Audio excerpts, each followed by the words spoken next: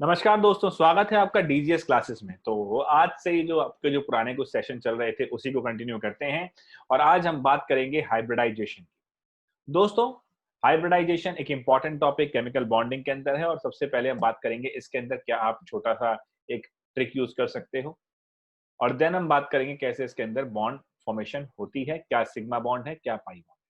तो आइए शुरू करते हैं। आपने अभी तक अगर चैनल लाइक नहीं किया है, सब्सक्राइब नहीं किया है तो कर दीजिए ताकि आपको भी आगे ऐसे नोटिफिकेशन मिलते रहें। तो आइए शुरू करते हैं आज का अपना सेशन जो कि है हाइब्रिडाइजेशन। दोस्तों, हाइब्रिडाइजेशन क्या चीज है, सबसे पहले कैसे निकालेंगे उस पर बात करते हैं। तो आपको एक छोटा सा ट्रिक याद रखना है।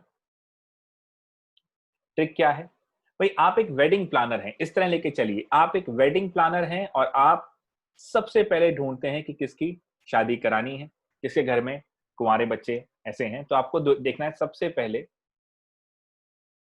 सेंट्रल एटम, भाई जिसके पास ऑब्वियसली बच्चे हैं। जैसे ये कार्बन हो गया।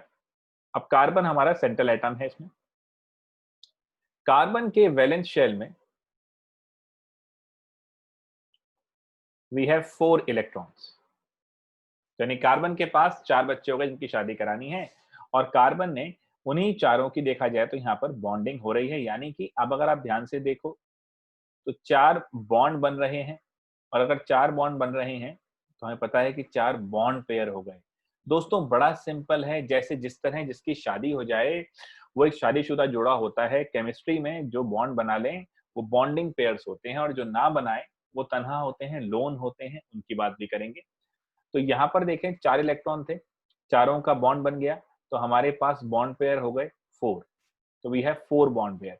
क्या कार्बन पे अभी भी कोई ऐसा इलेक्ट्रॉन है जिसका बॉन्ड ना बना हो या जो अकेला हो? नहीं, वो ऐसा कोई हमारे पास इलेक्ट्रॉन नहीं है। भाई 4 थे और चारों ने बॉन्ड बना लिए, 4 बॉन्ड पेयर हो गए, लोन पेयर कोई नहीं है। So we have total electron pair, वो 4 हो गए। अब वो जो 4 हो गए हमारे पास इलेक्ट्रॉन पेयर, यानी कि आपके पास 4 पेयर हो चुके हैं। अब आप देखेंगे, देखो आप क्या थे, वेडिंग प्लानर। पहले आपने शादी देखी, कितने बॉन्ड पेयर लोन पेयर हैं। अब आपके पास एक होटल है, उस होटल में एक स्वीट है, 3 प्रीमियम रूम है और 3 आपके डिलक्स रूम है। 7 कमरे हैं आपके होटल के अंदर, मतलब 7 तरह के ऑप्शन अवेलेबल हैं। एक स्वीट है, 3 प्रीमियम रूम है और 3 डिलक्स रूम है। आपकी शर्त यह है कि आप एक पेयर को ही एक रूम देंगे। तो क्योंकि यहाँ पर 4 पेयर थे तो आपको 4 रूम देने थे। तो आपने उठाया क्या?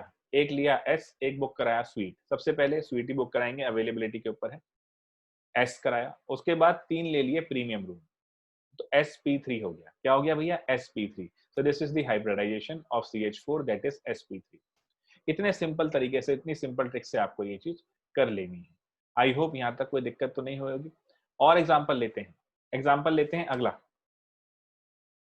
वो एग्जाम्पल क्या है भैया? Ammonia, NH3। अब NH3 में देखो फिर से वही चीज करनी है। सबसे पहले सेंट्रल एटम ढूंढना है।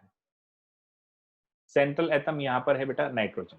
ठीक है, नाइट्रोजन के कितने बच्चे हैं जी? आउटर मोस्ट शेल में 5 इलेक्ट्रॉन, 3 के बॉन्ड बन गए। तो बॉन्ड पेयर कितने हो गए? 3। अब 5 में से 3 की शादी हो गई तो 2 तो रह गए भैया। अब नाइट्रोजन के पास 5 बच्चे थे, 3 की शादी हो गई तो 3 तो बॉन्ड पेयर हो गए, 2 इलेक्ट्रॉन बाकी। ये जो बच्चों 2 इलेक्ट्रॉन बाकी हैं, ये एक पेयर हो गया है ना, क्योंकि 2 थे ना, तनहा 2 थे। तो लोन पेयर कितना हो गया? 1।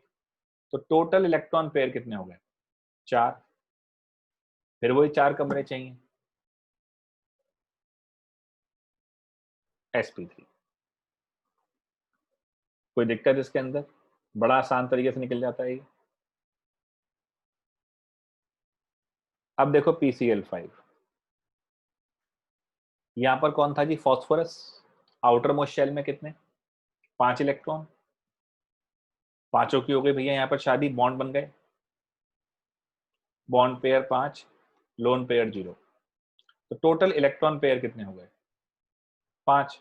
अब कमरे कितने अवेलेबल थे जी? एक एस था, 3 पी थे, 3 डी थे। अब 5 चाहिए तो 5 कमरे उठाने पड़ेंगे।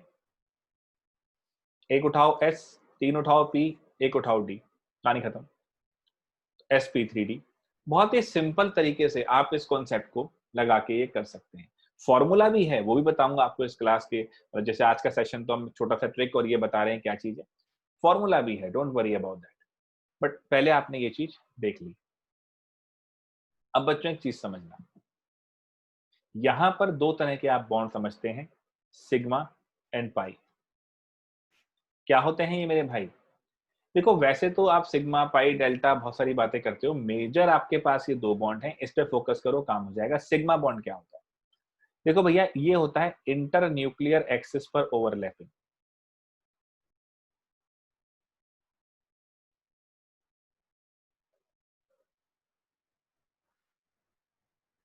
कहने का मतलब क्या है, जैसे एक एस ऑर्बिटल ये हो गया, एक ये हो गया। जैसे आप मान लो अभी लंच करो, डिनर करो, खाना खा रहे हो, रोटी है आपके पास, तो एक रोटी के ऊपर थोड़ी सी ओवरलैप करके रोटी रख दी, ये वो चीज है। तो ये मेरा ओवरलैपिंग सरफेस है। ओवरलैप मतलब जैसे हाथ के ऊपर हाथ आ गया, ये उंगली के ऊपर उंगली ओवरलैपिंग है, ये हाथ के ऊपर हाथ ओवरलैपिंग। तो ये, और ये बिटवीन द टू न्यूक्लियस है, यानी इंटर न्यूक्लियर एक्सिस पे है। तो इंटर न्यूक्लियर एक्सिस पे ओवरलैपिंग होती है तो सिग्मा बॉन्ड है। सिंपल है, कोई दिक्कत तो नहीं।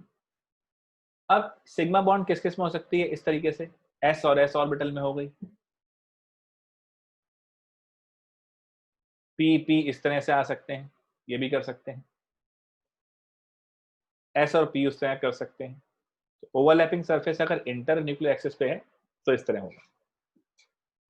दोस्तों अगर साइड वाइज हो जाए, जरा ध्यान से सुनना, अगर साइड वाइज हो जाए, साइड वाइज मतलब ऐसे, ये पी ऑर्बिटल है, ये पी ऑर्बिटल है, इस तरह की साइड वाइज ओवरलैपिंग, इसको हम केमिस्ट्री में दिखाते हुए ऐसे ऐसे ये ओवरलैप कर रहे हैं, ठीक है ना, बट ये ओवरलैपिंग हुई। तो अगर हम ध्यान से सोचें तो ये कैसी हो गई, हेड ऑन इंटरन्यूक्लियर एक्सिस पे, और ये हो गई साइड वाइज, ये लेटरल ओवरलैपिंग है।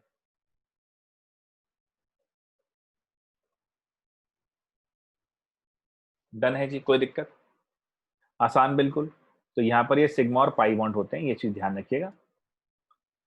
सिग्मा और पाई बॉन्ड जब हम देख रहे हैं, यानी अब आप एक चीज सोचो बच्चों, आपने आपकी जो हाइब्रिडाइजेशन देख रहे हैं, ये भी ज्योमेट्री को आप जो ज्योमेट्री बनती है उसको प्रेडिक्ट कर सकता है। और वीएससीपीआर के अंदर भी हम करते हैं, जो मॉलिक्यूल की जो ज्योमेट्री होती है उसको किस तरह से हम समझा सकते हैं, उसके लिए हम हाइब्रिडाइजेशन और वीएससीपीआर को देखते हैं,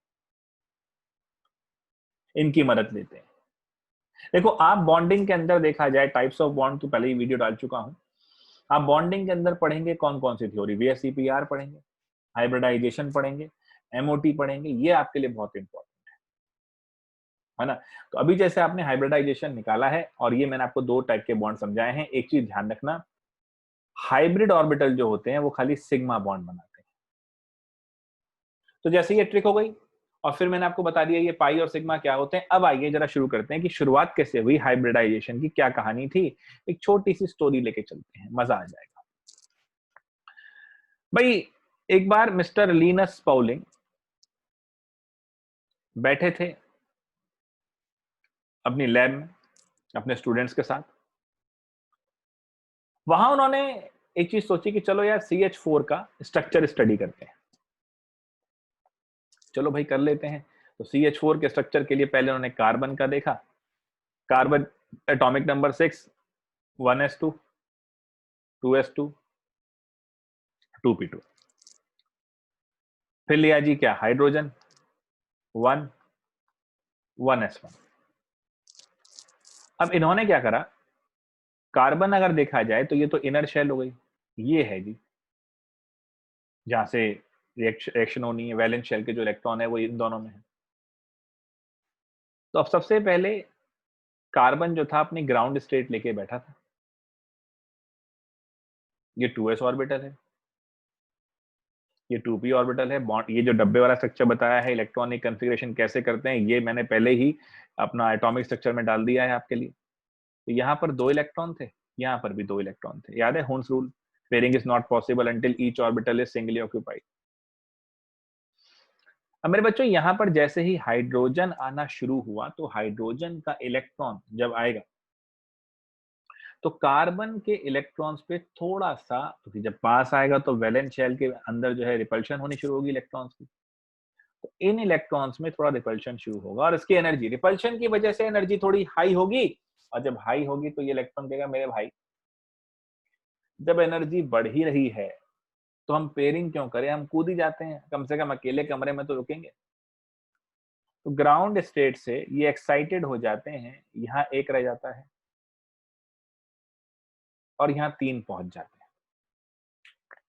अब पॉलिंग साहब ने क्या सोचा कि अब क्या होगा जी, 4 हाइड्रोजन थे, एक ने इसके साथ शेयरिंग करी, एक ने इसके साथ, एक ने इसके साथ, एक ने इसके साथ। देखो, एक इलेक्ट्रॉन कार्बन का, एक इलेक्ट्रॉन हाइड्रोजन का, कोवेलेंट बॉन्डिंग, शेयरिंग हो रही है, प्रेटी सिंपल टू अंडरस्टैंड। तो उन्होंने एक छोटा सा स्ट्रक्चर बना दिया, कह रहे देखो जी, यहाँ पर हाइड्रोजन का, हाइड्रोजन पे तो सारे ही 1s1 चल रहे हैं, तो हाइड्रोजन का S कार्बन के S से बॉन्ड बनाएगा, तो ये कार्बन का S है, ये कार्बन का P है, ये कार्बन का P है, ये कार्बन का P, तो कार्बन का P P P, हाइड्रोजन के सारे ही S हैं। बड़े ध्यान से सुनना। अब बच्चों क्या सीन हुआ, यहाँ पर ये 4 बॉन्ड बन गए। पॉलिंग साहब ने कहा कि भैया इन चारों बॉन्ड में अगर देखा जाए तो ये बॉन्ड अलग है, क्योंकि ये SS ओवरलैपिंग हो रही है, ये sp है, ये sp है, ये sp है। और ये कह के कि भाई चारों बॉन्ड अलग हैं, उन्होंने इन चारों बॉन्ड की एनर्जी जांचने के लिए, पता लगाने के लिए शुरू कर दिया एक एक्सपेरिमेंट सा, और खुद बैठ के चाय पीने लगे। उनको ये था कि भाई साहब, 4 बॉन्ड में से 3 की तो एनर्जी बराबर आएगी, क्योंकि ये 3 एक ही उसमें है, और इसकी अलग आएगी क्योंकि ये SS है। चाय पीते पीते अचानक से उनके स्टूडेंट ने बोला कि सर ये तो धमाल मच गया, यहाँ तो चारों की ही एनर्जी सेम आ गई। पॉलिंग साहब घबरा गए, उन्होंने कहा ये क्या हो गया। टेंशन में उन्होंने कहा यार चलो आज लैब बंद करते हैं, आज समझ में नहीं आ रहा, कल आके देखेंगे। सब बच्चे घर चले गए, वो भी अपने घर आ गए। घर आके भी सोचते रहे कि भाई ऐसा क्यों हुआ, जब 3 बॉन्ड इस तरह बने थे और एक बॉन्ड ऐसा था, तो चारों बॉन्ड में से एक बॉन्ड तो डिफरेंट होना चाहिए था, चारों की एनर्जी सेम कैसे आ गई। सोचते सोचते पॉलिंग साहब सो गए। अगले दिन उठे, अब एक थोड़ी सी स्टोरी बनाई है आपको समझाने के लिए मैंने, तो इसको ध्यान रखना। अगले दिन उठे और उठ के उन्होंने देखा कि उनकी वाइफ उनके बच्चों के लिए आलू पराठा बना रही। चले जी, बढ़िया बात है। अब उन्होंने देखा कि उनकी वाइफ के पास जब पराठा बना रही हैं तो एक उबला हुआ आलू बड़ा है और एक उबला हुआ आलू छोटा है। अब 2 बच्चे थे पॉलिंग साहब के। अब अगर किसी बच्चे के पास बड़े आलू वाला पराठा पहुंचेगा और दूसरे के पास छोटे आलू वाला पराठा पहुंचेगा, तो दोनों में थोड़ा-सा लड़ाई होनी तो पॉसिबल थी। पॉलिंग साहब ऑब्जर्व करते रहे। पॉलिंग साहब ने फिर ये देखा कि उनकी वाइफ ने क्या किया, दोनों आलू मिलाए, मिक्स किया और उनको इक्वल प्रोपोर्शन में अलग कर दिया। अब दोनों ही पराठों में सेम आलू पहुंचना था। पॉलिंग साहब को गजब का आइडिया आ गया, कहते हैं अच्छा जी ये तो धमाल मच गया, चलिए हम भी लैब में पहुंचे और उन्होंने कहा कि यार इसका तो सॉल्यूशन मिल गया। देखो, हाइड्रोजन के ऑर्बिटल तो पंगा नहीं कर रहे थे, वो तो सारे ही एस थे। पंगा जो कर रहे थे वो कार्बन वाले थे। तो होता क्या होगा कि कार्बन के एक एस और 3 पी। बच्चों देखो, ये एक्स एक्सिस पे हुआ, ये वाई पे हुआ, ये जेड पे हुआ। तो ये एस ऑर्बिटल, ये पी एक्स, ये पी वाई, ये पी जेड, ये चारों ऑर्बिटल आपस में मिक्स होते होंगे और मिक्स होके सेम एनर्जी वाले 4 ऑर्बिटल बनाते होंगे। डन है। ये एक हाइपोथेटिकल थॉट है। पॉलिंग साहब ऐसा कह रहे थे कि ऐसा हो सकता है, ऐसा होता है या नहीं ये नहीं पता था। उन्होंने कहा कि ऐसा हो सकता है। तो अब इसी को बच्चों क्या कह दिया, तो उन्होंने क्या बोला कि जब 4 ऑर्बिटल सेम होंगे तो कार्बन के भी भाई सिंपल सी बात है, यही 4 ऑर्बिटल आ गए और हाइड्रोजन के भी ऐसे ही आ गए, तो चारों बॉन्ड क्या हो गए, बराबर हो गए। इतना कह दिया उन्होंने और बड़ा अच्छा लगा उनको। देखो किस तरीके से कहानी में ट्विस्ट आया। अब पॉलिंग साहब ने ये जो बताया कि देखो ये ऑर्बिटल जिस चीज को नहीं समझा पा रहे थे ये समझा गए, तो ये इन ऑर्बिटल की जो नस्ल है ये इनसे बढ़िया हो गई। भाई जो काम ये नहीं कर पा रहे थे वो कर गए। 4G is better than 3G, ऊंची नस्ल हो गई, नेक्स्ट जनरेशन हो गई। तो इसे कहा गया हाइब्रिड। हाइब्रिड यानी हाइब्रिड ऑर्बिटल्स। तो इसको क्या बोलेंगे? मिक्सिंग ऑफ ऑर्बिटल्स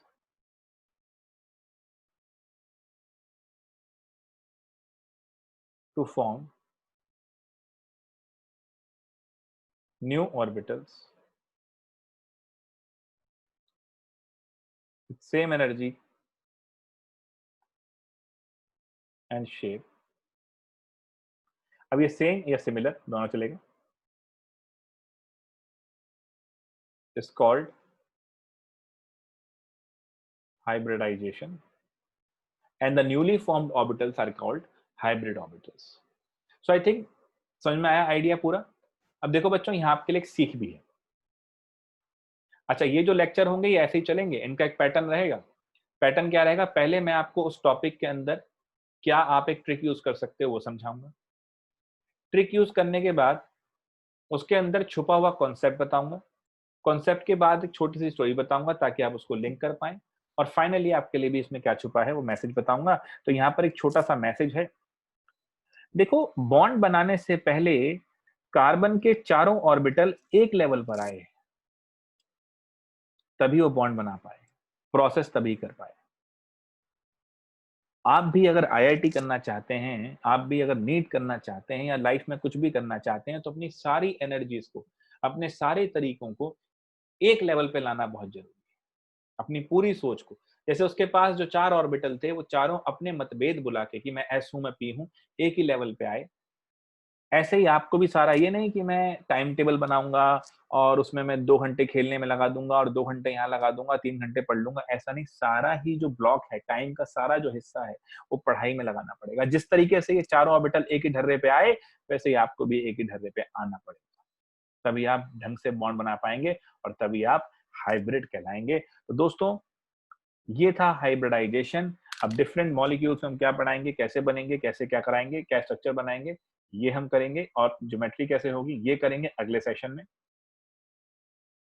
सो जिन बच्चों ने अभी तक हमारा ये चैनल सब्सक्राइब नहीं किया है, कर लें ताकि आपको ये लगातार मिलते रहें। हम मंडे और वेडनेसडे तो यहाँ पर आ रहे हैं और इन बिटवीन भी काफी सारे वीडियोस ऐसे आते हैं, जैसे कि मास्टर क्लासेस होती हैं जेई की, या हम देखते हैं करियर वर्कशॉप में लेता हूँ बच्चों की यहाँ पर, as and when I got some time.